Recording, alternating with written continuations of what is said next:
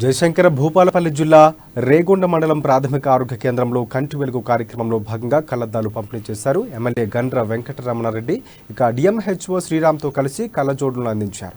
ప్రతి ఒక్కరూ కంటి వెలుగు కార్యక్రమాన్ని సామాజిక బాధ్యతగా తీసుకోవాలని ఎమ్మెల్యే అన్నారు. కంటి వెలుగు శిబిరాన్ని గ్రామాల ప్రజలు వినియోగించుకోవాలని సూచించారు. దేశ చరిత్రలో ఎక్కడా లేని విధంగా సీఎం కేసీఆర్ అద్భుత కార్యక్రమాన్ని ప్రవేశపెట్టారని కొనియాడారు.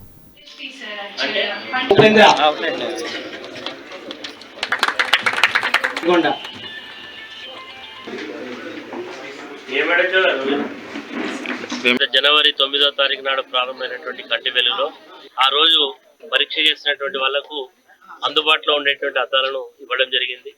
మరి స్పెషల్ కేసెస్ కు ప్రత్యేకంగా వారికి పరీక్ష చేసి వారికి కావాల్సినటువంటి సైజ్ ఆఫ్ మరి వాళ్ళకి ఎంత మరి పాయింట్ ఉందో అది కూడా చెక్ చేసి ఈ రోజు మళ్ళీ హైదరాబాద్ లో తెలియజేస్తే హైదరాబాద్ నుంచి రాష్ట్ర ప్రభుత్వం మళ్ళీ పంపించడం జరిగింది.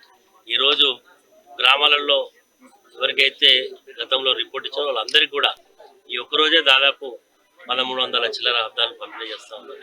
అందరికీ కూడా నేను కోరేది ఏంటంటే మన అవయవాలలో ప్రధానమైనటువంటిది కన్ను.